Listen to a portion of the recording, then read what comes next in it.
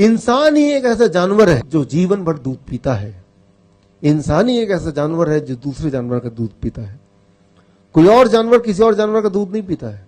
आपने देखा होगा शेर गाय का शिकार करता है, कभी आपने देखा शेर ने गाय को पकड़ लिया, गाय का दूध पी रहा है? मैं ये बोलना चाह रहा हूं कि दूध एक नेचुरल फूड नहीं है। गॉड ने दूध बनाया है उस जानवर के बच्चे के लिए, आपके लिए नहीं बनाया है, उस जानवर के बच्चे के लिए। सब गाय का दूध तो बड़ा न्यूट्रिशियस होता है, गाय का दूध न्यूट्रिशियस होता है, लेकिन गाय के बछड़े के लिए भाई, आपके लिए नहीं। इसको जरा समझने की कोशिश कीजिए, क्योंकि हम सब बचपन से दूध पीते आए हैं, मैं भी उनमें शामिल हूं, इसलिए ये सारी बातें थोड़ा हजम होना मुश्किल है। क्योंकि कई बार लोग बोलते हैं मुझे, भाई दूध क्यों पीना चाहते हो, हड्डियां मजबूत होंगी। फिर मैं पूछता हूं हड्डियां कैसे मजबूत होंगी? कैल्शियम मिलता है। आप देखेंगे कि कोई एक अनपढ़ आदमी भी कैल्शियम मिलता है ये पता है उसको, वो कोई किताब में नहीं लिखा, वो टीवी में जो एडवर्टीजमेंट आता है उससे उसको पता है कि कैल्शियम मिलता है। तो इसका मैं जवाब देता हूं, कभी अपने गधे की हड्डी देखी आपने? क्या लगता है आपको, मजबूत है कि वो नरम खराब सा है? अच्छा, आपने गाय की हड्डी तो देखी होगी, वो हड्डी कैसी है? मजबूत है। अच्छा, हाथी की हड्डी के बारे में क्या ख्याल है? बहुत मजबूत है। तो क्या आपको लगता है कि गाय, हाथी, गधा वो भर भर के दूध पीता होगा और हड्डियों को मजबूत करता होगा? उनके हड्डियों में कैल्शियम कहां से आया? पत्तों से आया। आपके बॉडी में कैल्शियम कहां से आएगा? भाई वेजिटेबल से आएगा, पत्तों से आएगा।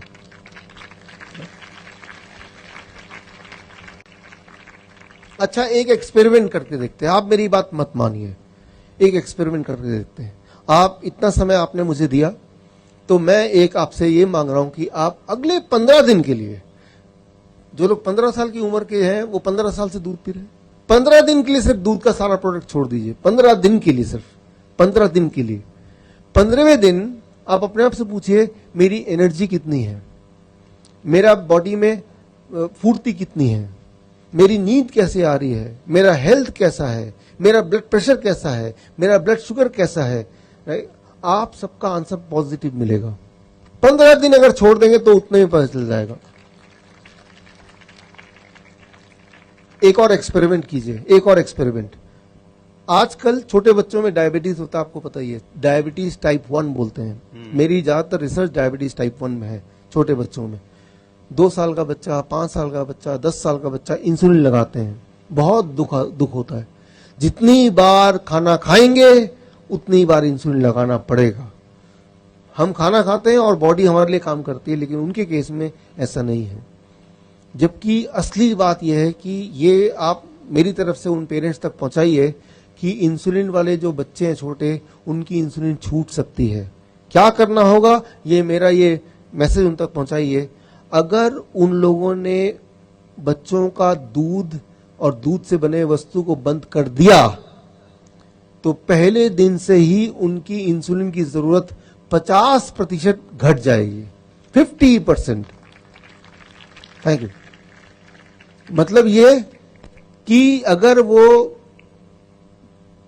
30 यूनिट इंसुलिन देते हैं तब जाके ब्लड शुगर कंट्रोल में आता है, तो 30 की जगह 15 यूनिट ही देना पड़ेगा, और 15 यूनिट देने की जरूरत नहीं है। और अगर कहीं गलती से 15 यूनिट और दे दिया, उतना ही दे दिया, तो वो लो शुगर हो जाएगा, जो कि बहुत ही खतरनाक हो सकता है, किसी की मौत हो सकती है। इसीलिए उन पेरेंट्स को बोलना पड़ेगा कि देखिए भाई, बच्चे का दूध छुड़ाइए, लेकिन ध्यान रखिए आपको इंसुलिन भी आधी करनी पड़ सकती है, शुगर चेक करके ही इंसुलिन दीजिए, ऐसे मत दीजिए। तो इस बात से आप अनुमान लगा सकते हैं कितना ज्यादा प्रभावशाली है दूध का छोड़ना।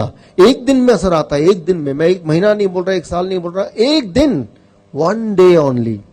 लेकिन कभी किसी डॉक्टर के पास जाएंगे, छोटा बच्चा जाता है, तो वो कभी नहीं बताएंगे कि भाई दूध छुड़ा दो, आपका शुगर छूट जाएगा। वो बोलते हैं दूध डबल कर दो, इंसुलिन 4 गुना बढ़ा दो। राइट? तो आपको जान के हैरानी होगी, डायबिटीज के 10 पेशेंट में से हर तीसरा पेशेंट इंसुलिन लेता है। Every 3rd patient take insulin. और दुनिया में इंसुलिन बनाने की कितनी कंपनियां हैं? सिर्फ 3 कंपनियां, यूएस की, जर्मन की, 3। वो पूरे दुनिया के इंसुलिन को चला रहे हैं। 3 कंपनीज, 90% मार्केट उनके कब्जे में है। जरा सोचिए, अगर वो तीनों कंपनी एक दिन फैसला कर ले आज से हम इंसुलिन नहीं बनाएंगे, क्या होगा? जो लोग इंसुलिन लेते हैं उनका क्या होगा? दिमाग में बात आ रही है वो तो मर जाएंगे। क्या आपको पता है अभी इंसुलिन लेने की वजह से कितनी % मौत है? कितने प्रतिशत लोग मरते हैं? 7%, 7%। मैं ये बोलना चाह रहा हूं यहां पे कि ये दवाई, ये इंसुलिन, ये सब की वजह से उन्हीं को फायदा होता है जो उसको बेच रहे हैं। जो लगा रहे हैं उनको कोई फायदा नहीं है, उनको नुकसान ही नुकसान है। किन चीजों को नहीं खाना है? नंबर 1, पैक्ड फूड नहीं खाना है, बिल्कुल छोड़ दीजिए। बिस्किट है, ब्रेड है, रस्क है, चिप्स है, छोड़ दीजिए। वो पैकिंग वाली चीजों को पैकिंग में ही रहने दीजिए, निकालने की जरूरत ही नहीं है उसको, पहली बात। और इसके अलावा दूध और दूध के प्रोडक्ट, उसको नहीं छूना है। 15 दिन के लिए एक्सपेरिमेंट करके देख लीजिए, 15 डेज ट्रायल। 15 साल से आपने दूध पिया, 15 डेज ट्रायल। एनिमल फूड छोड़ दीजिए।